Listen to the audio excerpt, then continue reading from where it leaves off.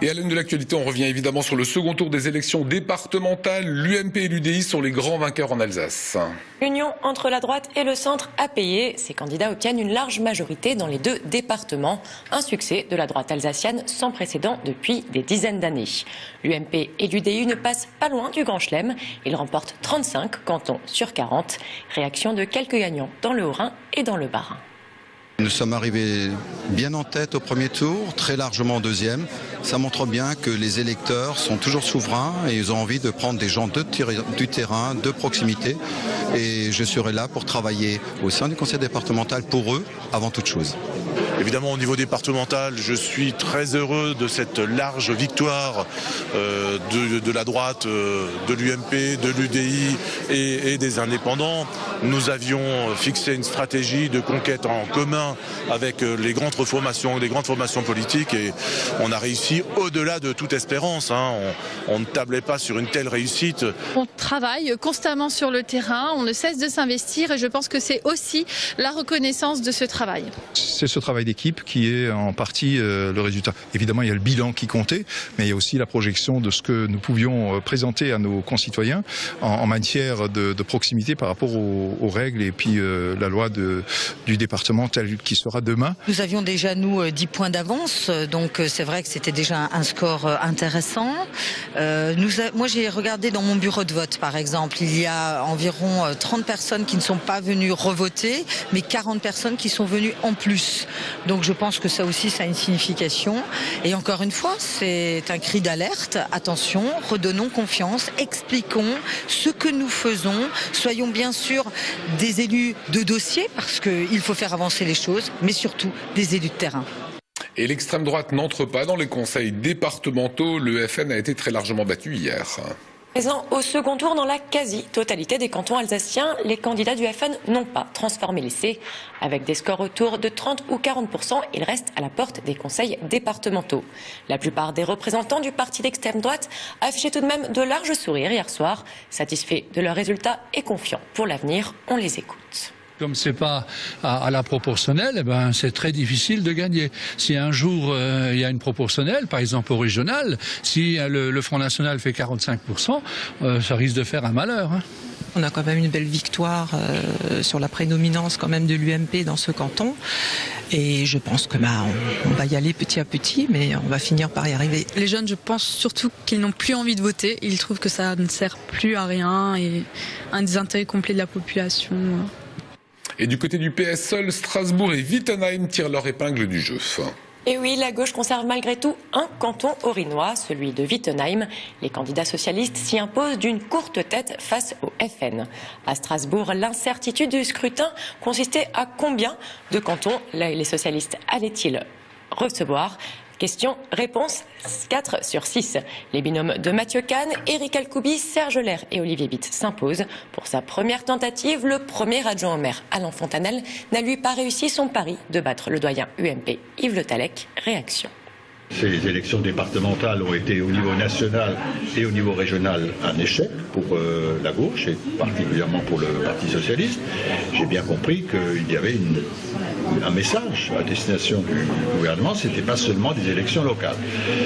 Mais ici sur Strasbourg, nous résistons et on se retrouve pratiquement au même niveau que celui que nous avions précédemment, puisqu'on va avoir 8 conseillers départementaux qui ont été élus hier soir et qui vont pouvoir porter la voix de Strasbourg, de l'Eurométropole, au conseil départemental qui va se mettre en place maintenant. Satisfaction collective, puisque sur Strasbourg, tous les cantons à gauche sortants ont été et sont restés à gauche. Donc c'est une performance collective, mais aussi celle des candidats. C'était important.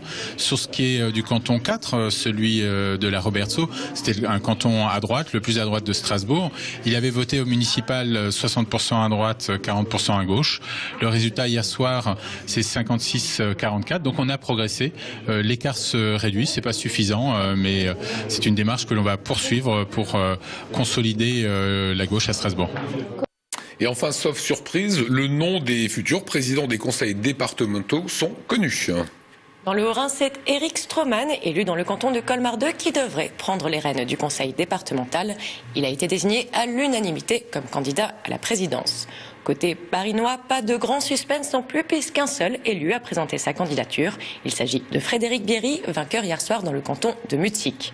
Les deux hommes devraient être officiellement nommés jeudi lors de l'élection en séance plénière. Ils succéderont ainsi à Charles Buttner et Guy-Dominique Kennel. Dans le reste de l'actualité, l'ouverture du procès de Raphaël Mogg, ce chirurgien strasbourgeois est poursuivi pour homicide involontaire suite au décès du jeune Maxime Walter. L'adolescent qui s'était gravement blessé un dimanche matin de septembre 2008 lors d'un entraînement de VTT avait agonisé plus de 2 jours à l'hôpital. Souffrant d'une importante hémorragie interne, il avait finalement succombé à ses blessures. Le docteur Moog, qui était d'astreinte le jour de l'accident, ne s'est pas rendu immédiatement au chevet du patient.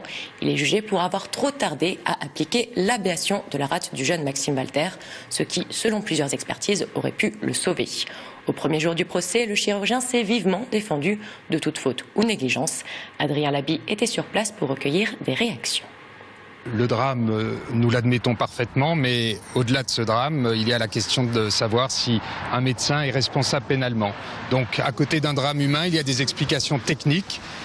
Elles ont démarré ce matin, on va les poursuivre, les experts seront entendus demain et nous aurons là des éléments de nature médicale et scientifique qui vont sans doute éclairer le débat.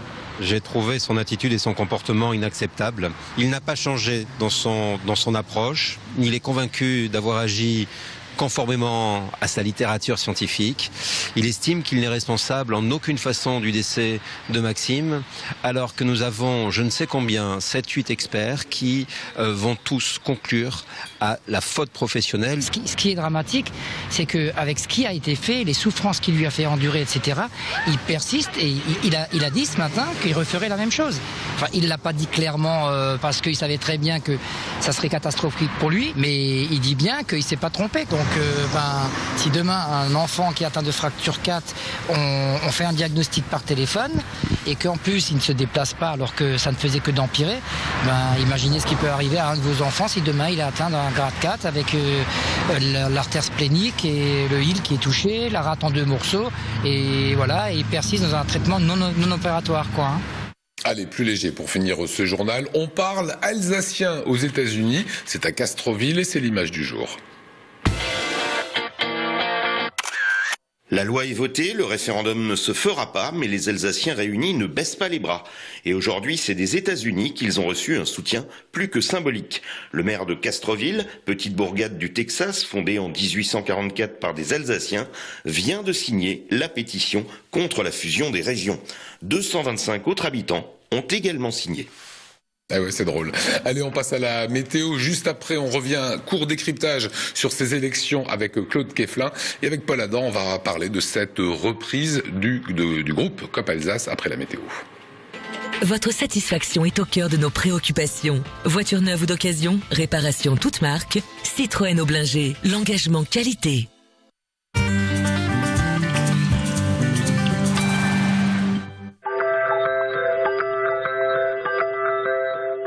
Bonsoir à tous, je suis ravie de vous retrouver sur Alsace 20.